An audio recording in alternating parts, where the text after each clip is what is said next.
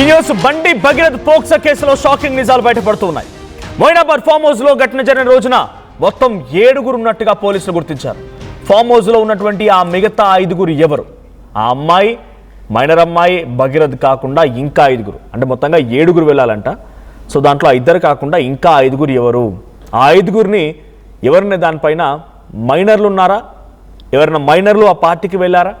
దాంట్లో ఎంతమంది అమ్మాయిలు ఉన్నారు, ఎంతమంది అబ్బాయిలు ఉన్నారనే కోణాల్లో పోలీసులు ఇంకా ఇన్వెస్టిగేషన్ చేస్తున్నారు. బండి భగీరథ్ ఫ్రెండ్స్ను ఇవాళ పోలీసులు మళ్ళీ విచారించే అవకాశం ఉంది. భగీరథ్ ఫ్రెండ్స్ స్టేట్మెంట్ కూడా రికార్డ్ చేయబోతున్నారు పోలీసులు. ఇవాళ మరో 2 ప్రాంతాల్లో సీన్ రికన్స్ట్రక్షన్ కూడా చేసే అవకాశం ఉంది. భగీరథ్ ఫోన్లో డేటా రికవరీ చేసే ప్రయత్నంలో ఉన్నారు. ఇక భగీరథ్కు ఇవాల్టితో పోలీస్ కస్టడీ ముగుస్తోంది. భగీరథ్ని వరుసగా 2వ రోజు విచారించారు పోలీసులు. డీసీపీ రితిరాజ్ నేతృత్వంలో విచారణ జరిగింది. బాధితురాలి స్టేట్మెంట్తో పాటు ఫామ్ హౌస్ సీన్ రికన్స్ట్రక్షన్లో దొరికినటువంటి ఆధారాలతో భగీరథ్ను ప్రశ్నిస్తున్నారు పోలీసులు. సో సీన్ రికన్స్ట్రక్షన్లో భాగంగా బండి భగీరథ్ని అడిగినప్పుడు ఫామ్ హౌస్కి ఆ రోజు ఎంతమంది వెళ్ళారంటే 7 అని చెప్పేటువంటి సమాధానం బండి భగీరథ్ చెప్పుకొచ్చారు. మరి 7 ఎవరంటే భగీరథ్, మైనర్ అమ్మాయితో పాటుగా మిగిలిన 5 ఎవరు, ఎక్కడున్నారు, వారంతా వారిలో ఎవరైనా మైనర్ ఉన్నారా? ఇలా అనేక కొన్నాళ్ళ పోలీసులు ఇన్వెస్టిగేషన్ కొనసాగుతోంది.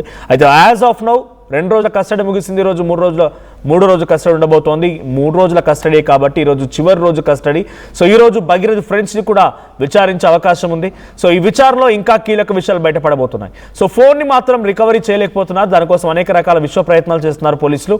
సో ఫోన్ రికవరీ చేసిన తర్వాత ఫోన్లో ఉన్నటువంటి అనేక డేటా ఇంకా బయటపడే అవకాశం కూడా ఉంది. సో రితిరాజ్ నేతృత్వంలో ఇప్పుడు విచారణ జరుగుతోంది. అయితే ఈ విచారణలో బండి భగీరథ్ పలు ప్రశ్నలకి కొంత సంబంధం లేని సమాధానాలు చెప్పినట్టు తెలుస్తోంది. ఎవరెవరు వెళ్ళారు, ఎందుకు వెళ్ళారు, ఎప్పుడు కలిసావు, ఏంటి అని అంటే ఆయన కొంత దాట వేస్తున్నట్టుగానే మనకున్న సోర్స్ ప్రకారం అర్థమవుతోంది. సో ఏదేం జరిగినా బండి భగీరథ్ 3 రోజుల కస్టడీ రోజు చివరి రోజు.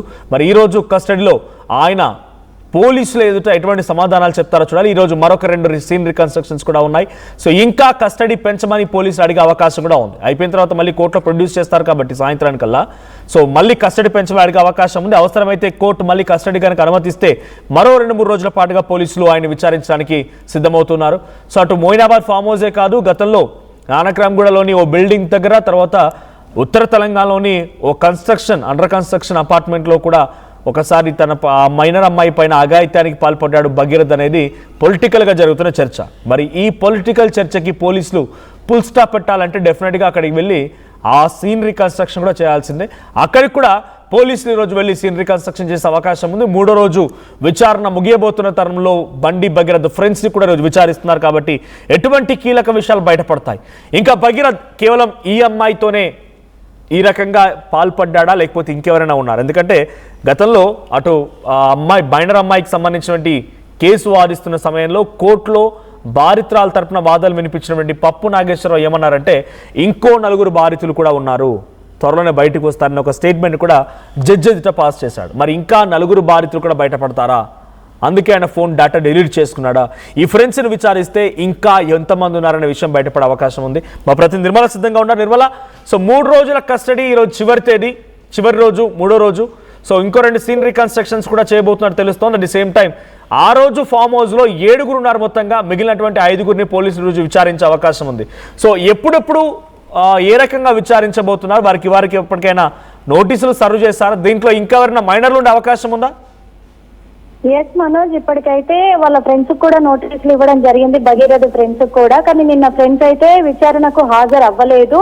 మరి ఈ రోజు ఖచ్చితంగా 3వ రోజు, అది కూడా 3వ రోజు చివరి రోజు కావడంతో కూడా ఈ రోజు ఖచ్చితంగా హాజరు అవ్వాల్సిన బాధ్యత వాళ్ళకు ఉంది అని చెప్పేసి కూడా పోలీసులు కూడా చెప్పడం జరిగింది.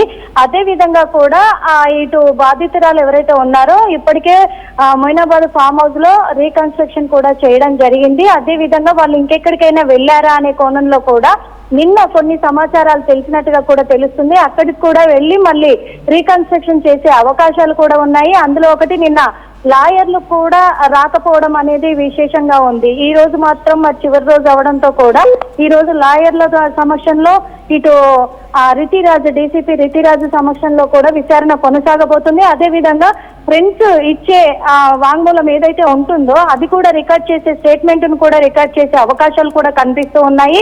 అదే విధంగా ఫ్రెండ్స్ చెప్పిన ఆధారాల ప్రకారంగా కూడా మరి విచారణ అయితే కొనసాగించబోతున్నారు. అక్కడ అంటే వాళ్ళు ఏ ప్లేస్లలో కలిశారు, ఎక్కడ కలిశారు, చేస్తున్నారు, లేకపోతే ఈ అమ్మాయి ఒక్కదాంతోనే కాకుండా ఇంకెవరితోటైనా పరిచయాలు ఉన్నాయా, వాళ్ళు ఒకవేళ ఉంటే ఎంత మందితో పరిచయాలు ఉన్నాయి ఏంటి అనే విషయాలలో కూడా మొత్తం కూడా విచారణ కొనసాగించబోతున్నారు. అవన్నీ కూడా రీకన్స్ట్రక్షన్ చేయబోతున్నారు. ఇంకొకటి బండి భగీరథ్ ఫోన్ మొత్తం కూడా డేటా అంతా కూడా బ్యాకప్ చేయడానికి కూడా ఇక్కడ డీసీపీ రితిరాజు అలాగే ఎస్ఓటి పోలీసులు కూడా ప్రయత్నిస్తున్నట్టుగా తెలుస్తోంది. ఇప్పటికే ఆయన పోలీసుల ఆధీనంలో ఉన్న ఫోన్ లో మొత్తం డిలీట్ చేసినటువంటి బ్యాకప్ అంతా కూడా మళ్ళీ తీయబోతున్నారు పోలీసులు. దాని ఆధారంగా కూడా మొత్తము బండి భగీరథ్ పట్ల మాత్రము చర్యలు చేపట్టబోతున్నారు అనేది తెలుస్తూ ఉంది. ఈ రోజు 3వ రోజు అవడంతో ఎటువంటి ఆధారాలు లభించబోతున్నాయి, మళ్ళీ కస్టడీకి కోరబోతున్నారా పేట్ బషీర్బాగ్ పోలీసులు, లేకపోతే రిమాండ్ కే తరలించబోతున్నారా అనేది కూడా తెలియాల్సి ఉంది. ఇంకొకటి మొదటి రోజు ఏదైతే ఉందో మొదటి రోజు ఫామ్ హౌస్ కి వెళ్ళిన తర్వాత ఇటు కుకట్పల్లి డీసీపీ ఆఫీస్ కి వెళ్ళిన తర్వాత కూడా అక్కడ విచారించినాక పేట్ బషీరాబాద్ పోలీస్ స్టేషన్ కి తీసుకువచ్చి తర్వాత చెంచల్గూడ జైలుకి అయితే ఇప్పటి వరకు మళ్ళీ తనని సిలిండర్ అయితే అక్కడ అప్పగించలేదు. కంటిన్యూగా పేట్ బషీరాబాద్ పోలీస్ స్టేషన్ లోనే పెట్టి బండి భగీరథని అయితే విచారిస్తూనే ఉన్నారు. ఇది చివరి రోజు కావడంతో మరి ఈ రోజు సాయంత్రము మళ్ళీ చెంచల్గూడ చెర్లపల్లి జైలుకైతే అప్పజెప్పబోతున్నారు. ఆ అప్పజెప్పే తరుణంలోనే కీలక ఆధారాలను సేకరించాలనే పనిలోనైతే ఇటు డీసీపీ రితిరాజు అలాగే ఎస్ఓటి పోలీసులు నిమగ్నమై ఉన్నారు అనుకోవచ్చు మనోజ్. రైట్, అంటే ఇప్పటి వరకు ఎంతమంది స్నేహితులు విచారించారు, లేకపోతే మొత్తానికి వాళ్ళు గైర్హాజరయ్యారా ఇప్పుడు 3 రోజుల విచారణలో?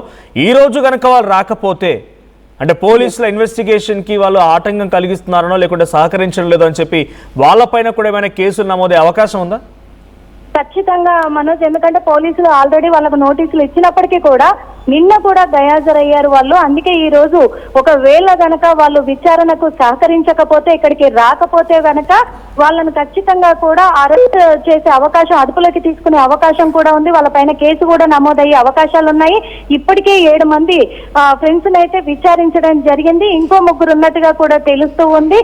వాళ్ళను కూడా విచారించే నేపథ్యంలోనే వీళ్ళ స్టేట్మెంట్ ఆధారంగానే కూడా వాళ్ళ 3ని కూడా పిలిపించి విచారించే అవకాశం అయితే ఉంది. ఇవన్నీ కూడా ఇప్పుడు బండి భగీరథ్ డీసీపీ రితిరాజు సమక్షంలోనే ఒక్కొక్కరి పేరు కూడా చెప్తున్నట్టుగా తెలుస్తూ ఉంది మనోజ్. నిర్మల, అంటే సేమ్ టైం భగీరథ్ సహకరిస్తున్నాడా పోలీస్ విచారణకి? పోలీసు అడిగిన సమాధానం చెప్తున్నారా? ఫోన్ డేటా పైన రియాక్షన్ ఏంటి? సో పోలీస్ ఇన్వెస్టిగేషన్ లో భగీరథ్ ఎటువంటి సమాధానాలు వస్తూ ఉన్నాయి? ఈరోజు సీన్ రీకన్స్ట్రక్షన్ లా ఉండబోతోంది మళ్ళీ. ఖచ్చితంగా సహకరించక తప్పదు కాబట్టి సహకరిస్తున్నట్టే తెలుస్తూ ఉంది. ఎందుకంటే ప్రతి ఒక్కటి కూడా సీన్ రీకన్స్ట్రక్షన్ చేస్తున్నారు కాబట్టి ఇప్పుడు భగీరథ్ అయితే ఒప్పుకున్నట్టుగా తెలుస్తుంది. కానీ ఇప్పటికీ భగీరథ్ అయితే నేను నిర్దోషిని, నేను ఏ తప్పు చెయ్యలేదు, ఇద్దరి ప్రకారంగానే జరిగింది కాబట్టి నేను అన్ని ఆధారాలు కూడా మా లాయర్లు సేకరిస్తూ ఉన్నారు, అన్ని కూడా కోర్టులో సమర్పించబోతున్నారు. అప్పటి వరకు అయితే నా ఫోన్ లో ఉన్న డేటా మీరు రిట్రీవ్ చేసుకోవచ్చు, అలాగే నా ఫ్రెండ్స్ ని కూడా విచారించవచ్చు అని చెప్పేసి ఫ్రెండ్స్ పేర్లు చెప్పడంతో కూడా ఫ్రెండ్స్ ని విచారణకైతే నోటీసులు జారీ చేయడం జరిగింది మనం. Thank you Nirmala. సో మొత్తంగా భగీరథ్ 3 రోజుల కస్టడీ రోజు చివరి రోజు 3వ రోజు కస్టడీ ఉండబోతోంది. అయితే తన ఫ్రెండ్స్ కి కూడా ఇప్పటికే నోటీసులు సర్వ్ చేశారు పోలీసులు. ఈ రోజు విచారణకు రావాల్సిన అవసరం ఉంది. ఒకవేళ విచారణ కనుక హాజరవ్వకపోతే వాళ్ళపైన కూడా చర్యలు తీసుకునే అవకాశం కనబడుతుంది. మరోవైపు మోయినాబాద్ ఫామ్ హౌస్ లో ఆ రోజు బండి భగీరథ్ మైనర్ బాలికతో పాటుగా మరో 5 ఉన్నారు. మొత్తంగా 7 ఆ రోజు ఆ ఫామ్ హౌస్ కి వెళ్లారు. సో అక్కడ సీన్ రీకన్స్ట్రక్షన్ లో పోలీసులు దొరికిన ఆధారాలు, ఇటు ఫోన్ డేటా రికవరీ కోసం చేస్తున్న ప్రయత్నాలు అన్నీ కూడా ప్రశ్నల రూపంలో భగీరథ్ని వెంటాడుతూ ఉన్నాయి పోలీస్ ప్రశ్నలు. కానీ భగీరథ్ నుంచి అంతటి స్థాయిలో ఎక్స్పెక్టెడ్ సమాధానాలు రావడం లేదు. ఆయన కొంత దాట వేస్తున్నట్టుగా, అసమంజసంగానే సంబంధం లేనటువంటి సమాధానాలు చెప్తున్నట్టుగా తెలుస్తోంది. అయితే ఈరోజు మరో 2 చోట్ల సీన్ రీకన్స్ట్రక్షన్ ఉండే అవకాశం ఉంది. అటు ఫ్రెండ్స్ కూడా విచారించబోతున్నారు. సో ఈ రోజు కస్టడీ ముగిసిన తర్వాత కోర్టులో ప్రొడ్యూస్ చేసిన తర్వాత మళ్ళీ అటు రెగ్యులర్ బెయిల్ వాళ్ళు అడుగుతారు, తర్వాత కస్టడీ పిటిషన్ కూడా మరో 2 రోజుల పాటుగా పొడిగించాలని పోలీస్ వైపు నుంచి అడిగే అవకాశం ఉంది. మరి కస్టడీ పిటిషన్ మళ్ళీ పోలీసు దాఖలు చేస్తే మరో 2 రోజుల పాటుగా పోలీసు కస్టడీకి భగీరథ్ని కోర్టు అనుమతిస్తుందా లేదు నిరాకరిస్తుందా ఏం జరిగి చూడాలి. బట్ ఇప్పుడు వరకు ఉన్నటువంటి విచారణలో మాత్రం భగీరథ్ దగ్గర నుంచి చాలా కీలకమైన సమాచారాన్ని పోలీసులు రాబట్టారు. అటు మైనర్ బాలికను కూడా తర్వాత మళ్ళీ విచారించే అవకాశం కూడా ఉంది. సో భగీరథ్ ఒక రకంగా